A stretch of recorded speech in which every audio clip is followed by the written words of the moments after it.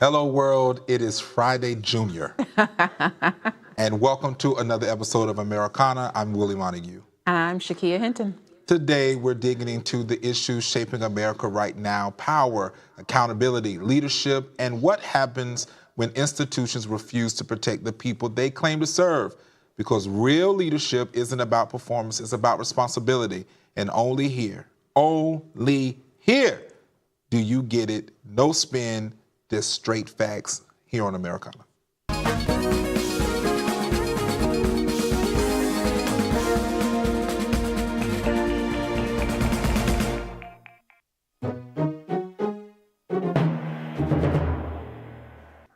All right, coming up on today's show, we're breaking down Trump and the Insurrection Act and what restoring order is all about, and why half the nation was under a blackout. Coincidence or strategy, whether big tech should lose Section 230 immunity as child safety concerns rise, and the truth behind the great health plan. Well, let's dive right on into it. There is an insurrection taking place, as I've said before. With protests escalating in Minneapolis, President Trump is signaling he may invoke the Insurrection Act, a historic federal power that allows the president to deploy military forces domestically under extreme circumstances.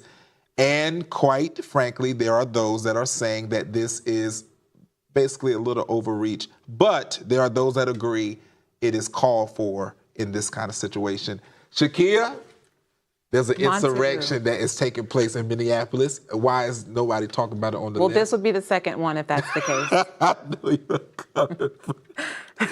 She had rehearsed that whole time for her to say that response. I was just waiting on how you was going to pop out. But as I've said all week long, this is what's happening when we talk about municipalities or local areas. Sure. People are asking, well, let's go back to this. Like, when does the federal government need to step in cases like this, as opposed to the local or, the municipalities having their own police force and whatever? And I guess that's where you and I can have that conversation, is like, now if the federal government feels like, hey, we got to step in because you're not doing your job. Well, I don't know if it's because they're not doing their job. I think the situation is it's growing to be even more intense, especially with another shooting of a federal agent happening. It happened, I think, I want to say yesterday. Okay. So there's another shooting that has taken place, and it's invoking a lot of tension and even more anger, disruption, right? And so it's growing to be a little bit out of hand. So I'm not sure where the lines are getting crossed in communication with local PD and the federal agents, but there needs to be something because it's growing by the day. So this is what I feel personally like.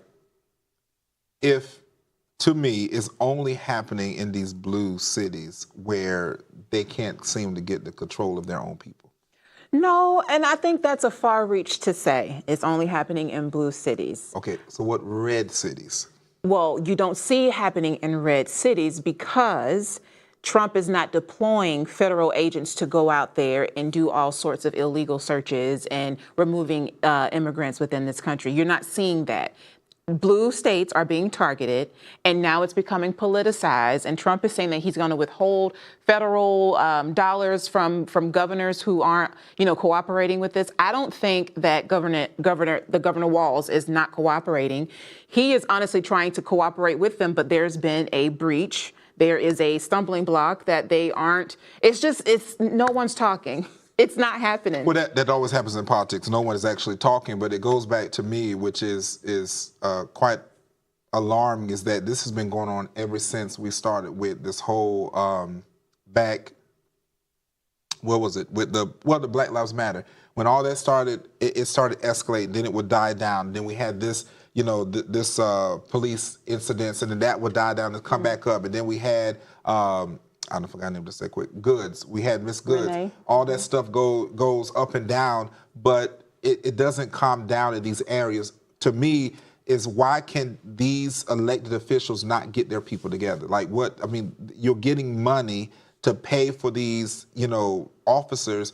Why is it that the federal government has to go in and say that's enough? Like, this is an insurrection, you're doing it, and have to take federal precedent? That's so let's talk put both situations on the table, January 6th and the death of Miss Good, right?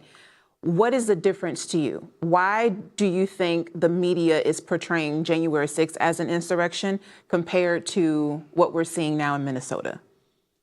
I believe that was because of who it was related to. I always say that if you was to pull Trump out and it was anybody else, it probably wouldn't have been labeled an insurrection. Well, it was labeled an insurrection and a coup at the same time, right? But because of who it was. Okay. If it wasn't President Trump, I don't believe would have been the case.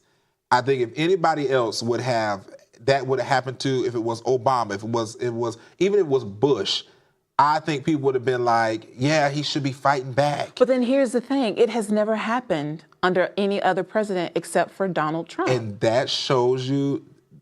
What does it show? It shows that he is not part of the establishment, and people want him removed because he's an exposer of all of the things that they don't want exposed. I think that's a far reach too. I don't think that folks are upset because he's not a part of the establishment. I think people are upset because of how he is conducting himself as a president. You can be an outsider to politics and still have couth. You can be an outsider to politics and still know how to govern accordingly and have cordial conversations.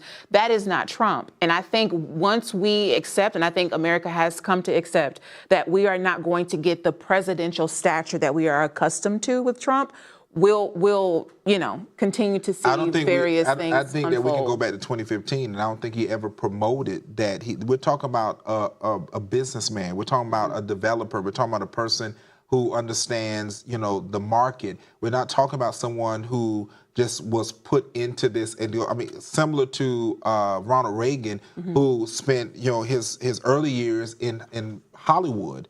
So we see someone that was, not put in a place to be this posh or polished politician. And I would not want a person to be, and I speak for myself because as someone who has ran, I've been that route.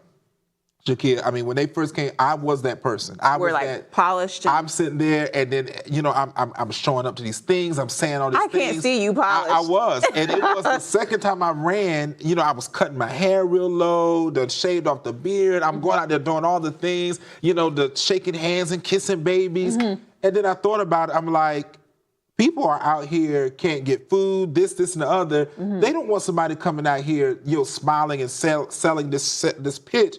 And I feel like after a while, you get tired of it. Like, that's where I've come to. And I feel like that's what Trump is. Like, hey, I done what I could in 2015. And that now is like, y'all, you know what? You already see what's going on. I think that is fine. He should come as his authentic self, right? I think what the country was not prepared for, and we've seen it escalate, since his first campaign, is this notion of white supremacy and this patriarchy. Like, we have this male dominance with Trump, and it's not just male dominance, it's more of like white elitism. And he's pandering towards the white evangelicals, right? And he's pulling on the Christian faith that way. And so there's a lot of dynamics with Trump. So it's not just about him coming out, not being a part of the system. But I'm gonna say this, and it's y'all more than that. Not gonna like what I'm getting ready to say. I do not see nothing wrong with that. You don't see nothing wrong with what? That elitism towards the white people. This is why. Because I said, hold your horses. That's why I said y'all not gonna like what I'm getting ready to say. I believe that if that's where he really is, if that's who's he appealing to, and I'll go back to this, why are we not having someone in our communities rise up to that same occasion? Okay, so let's... Do we not have someone that can rise up and do the same thing for the people of color? We had someone. Who is But that person? People did not want her in office. A woman would never survive in the United States of America. Hold on. But you asked if we had someone, and I'm answering that question with yes, we did have someone. Gender specific, if you're wanting to ask, do we have a man who was that way? We had Obama, right? He ran his 2 terms. Now, do we have another male figure? I would say yes, but I will hold my opinions until that comes of age. But we had it in Kamala Harris, and her name is Kamala Harris, not that's Kamala. Fine. I'm talking about someone who is black, that is with someone who is black, not a black person with a white person. No, we're not going to do that. I am going to do it. Why would because you bring up who she is married to and not even deem her as black? She is a black woman. No, she doesn't even know she's black. So this is what I want to go to is I'm talking about someone. This is why you voted for Trump. This is why. It makes a lot of sense. No. It does. We need to find out someone within our community who understands our community. She is still a career politician. Who among us, because she's been all through this all her life. I'm talking about someone who comes from us, among us, been there through those things that can pop up. She has. That goes to show me that you have not done your research on her, or she you just still pushed, is a career you politician. Casted her. No, it's not just about her being a career politician. She is from our community. She did not grow up with a silver spoon in her mouth. She did not grow up with having the means. I'm not talking about a silver spoon. I'm talking about the fact that... But that is what I am talking about. I am talking about you're not going to get a politician who is going to reach every socioeconomic that we have in this country. You're not going to get a politician who's going to make every demographic a person happy. You're not going to get that, right? But what you would have gotten from Kamala is someone who was upstanding. You would get her kissing hands, shaking babies. You would get her she would be able to be diplomatic and have sensible conversations. She would not be the temper tantrum that we're seeing with Trump. She would not go on social media and do rants. And a lot of people discredited her for one, what you're saying, because she's not black. She's married to a white man. Trump is not married to a white woman. And then she is a woman. Our country is not ready for a woman to be president. So we weren't ready for her. As I mentioned before, we have other countries who would literally have a fit. You got Muslim countries who is not going to be set on that leadership. I don't think we're at a position right now, the state of our country, I don't think we're able to compare ourselves to any other country at this point. No, I'm talking about overall. We are an anomaly right now in the world. Not in the current state. I'm talking about as we know other countries are as it pertains to women. I do not believe there would have been any respect towards her position. So given where we are right now in our country and how it's being ran, the temperament of our country, you're saying that you are still okay with your vote and you still would not have voted for Kamala Harris given what we see present day. You could have gave me $1 million and I wouldn't vote for her. I'm telling you, Trump has the balls, and of course, VP Harris does not. So with that being said, Verizon customers were under a total blackout for nearly half the day yesterday. Is this the prelude to something bigger? Well, y'all put on y'all aluminum foil hats because... What? To get service? Is that what you said? I'm talking about the conspiracy theories. Jesus have mercy. So what do you think is happening? What do you think is bigger going on? You think they're trying to... Well, this has been going on for a few years now. Yes. Yeah. And I got Verizon. So it happened last year, too, with another phone company, a phone carrier, where they went completely dark for a couple of hours. Yesterday, midday, Verizon went completely dark for 8 to 10 hours. And a lot of people weren't sure what to do, who to call, what to do. Verizon stores put up signs within their windows saying there's a widespread issue. We'll let you know when it finishes up or when it, rectifies itself. And so it sparks the conversation, should something like that happen again in the United States? Are we as a people prepared to be disconnected from the internet, from the media? Like, do we have a plan of action should something like that happen? Have you and your family discussed what an emergency plan looks like? And so... Now, you're talking about people as just United States Americans. Yes, period. Americans. I actually would be excited if something happened like that because I work with boys that are glued to every technology there is. So if there was a widespread thing, I think it would put us back into the face with our family to actually have those discussions. Like, are we actually too connected to technology? Do we really need as much technology as we have? Mm-hmm. That's where I'm at with it. Okay. Because I think we need a break. I really do. I think if we take these... People fast every beginning of the year. They fast for food. They do that. Mm-hmm. But maybe sometimes what we need that we try to do has to happen in a way where we don't realize, like, while I really am glued. Now, I'm not talking about for cases of emergencies and things like Sure. that, with stuff like that. But I'm talking about, and I promise you today, I was literally just thinking about how to get like one of those old track phones or something that could be a backup that's not actually on Okay, the so like an satellite. off-grid type Right, of because phone. they got phones that still can work outside of that. You see the Walking Dead and all this thing. But The apocalypse. the apocalypse. That's why I said put on your aluminum foil hats because we're going down a journey.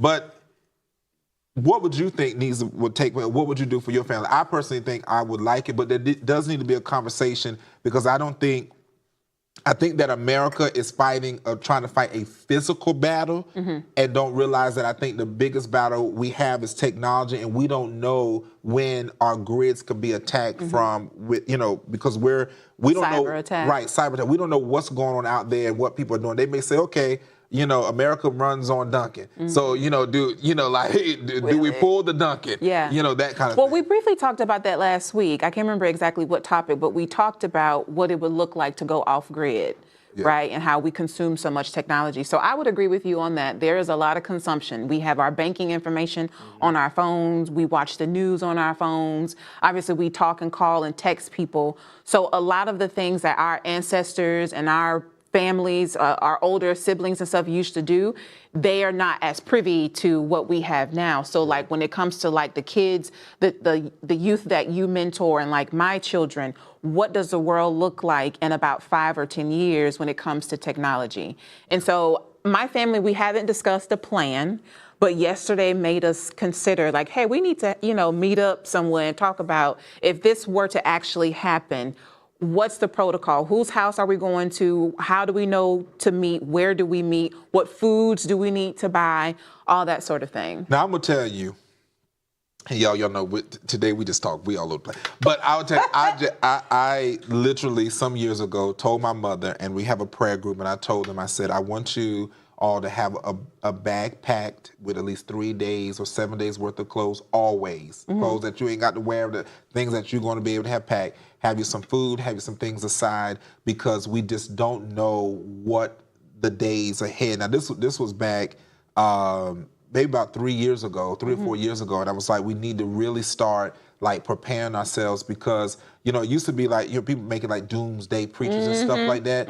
But it's like we are in a time where we don't know that by the click of a button, before it used to be, people used to have to come out and cut this off and cut this on. Now people can do it from satellites. Yeah, and so with that control, I do think that people need to be prepared. Now, I know we got to move on, but just really quickly, do you think the ballroom that President Trump is building is actually a bunker underneath? Like, do you think that is the distraction, like he's expanding the bunker? And I'm only asking because I've seen someone ask this question online. That would be interesting. I would not doubt it. I mean, if Marilyn Monroe was sneaking in there trying to get to...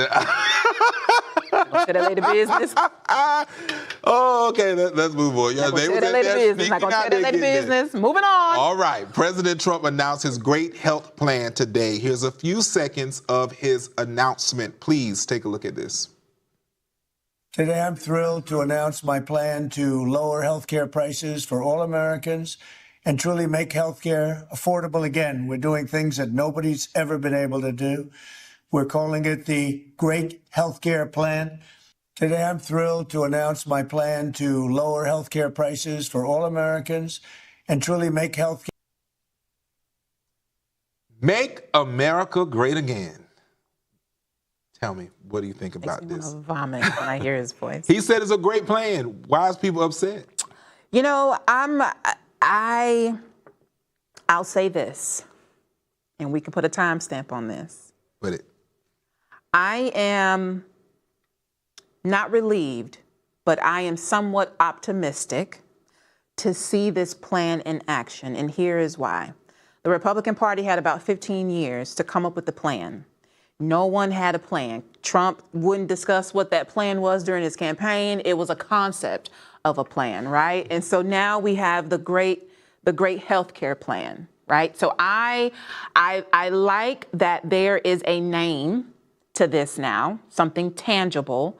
But how sustainable will this be? Do you think Americans would really do right by the money that they would get in order to choose and provide their own health care. I think so. And I know you're an advocate for it. I am, because we have to get back to responsibility. I believe that we are some of the most cookie cutter, microwaved, like still sucking on the nipples of our parents' generation I've ever seen. I tried, and I think that if for this, and not because it's President Trump, I want to be real honest, but because I am a person that teaches about accountability. And if any time we need it, is in this time now, because we have a generation that do not know how to take accountability for their actions. And if I'm handing you even $5, I send you to the grocery store and tell you to pick up these 2 items, and you come back with an additional item or less than an item because you made up in your mind that it wasn't meeting the criteria that you wanted, but it still was what I needed, that's not accountability, because I sent you on a task. And I feel like if I'm handing you the money to be able to make a decision for yourself, you need to be able to think of your family, yourself, your future, and not be thinking, oh, I'm gonna go get rims with this money instead of get health care. Okay, so I was waiting for it, because you always bring up the wildest depiction of what you deem as ghetto targeting Black Americans. And it's really hurtful. Like, this is truly who you are. You don't believe that ghettoism exists? No, the ghettos. No.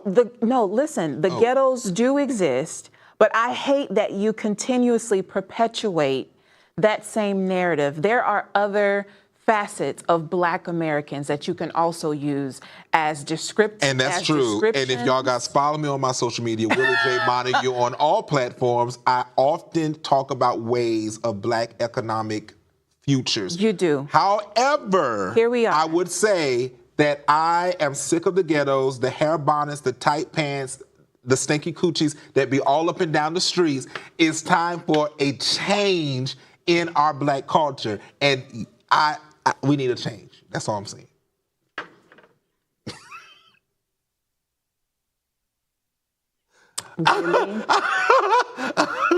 Willie, one, you can't say that on air. It's my First Amendment. Go ahead. Secondly, we're going to move on. How will this healthcare plan really benefit Americans? Do you think it would? Absolutely. Anything that is a way forward, a plan, just like we put a plan of, like we was talking about a plan if something happened with the grid or everything goes out, the plan is preparation. It doesn't mean that it's necessarily going to pan out the way that we want it to, but there's hopes. And I would say that with Obamacare, I'm sure that President Obama didn't go in and say, this is all going to work out perfectly and everybody's going to stay with this until, till the country ends. I think that it was just like, this is our plan. It's a plan. Yeah. And that's what I would say, is that we don't know. President Trump will be gone in 3 years. We can have another president, another administration and Congress that comes back and say, this is disastrous and we need to get rid of it. But I'm curious too, because I know he just released it this morning, right? So there's a lot that people are still questioning and trying to figure out. But I'm curious to know, what will this do for the premiums that have already skyrocketed for many of Americans already? Like, would they still have to pay the premiums? Will it roll back? Like, I'm so curious to know, like, what that would look like in the coming months, because if the video played a little longer, you would have heard him say that he wants it to start immediately, like this month, like January. So I don't know what all that entails. Well, maybe he'll go retro. And I mean, is it retro? Yeah. Yes. So maybe he'll go and just like, okay, well, let's go back and look at some things but people already started plans, because I know my stuff has went up.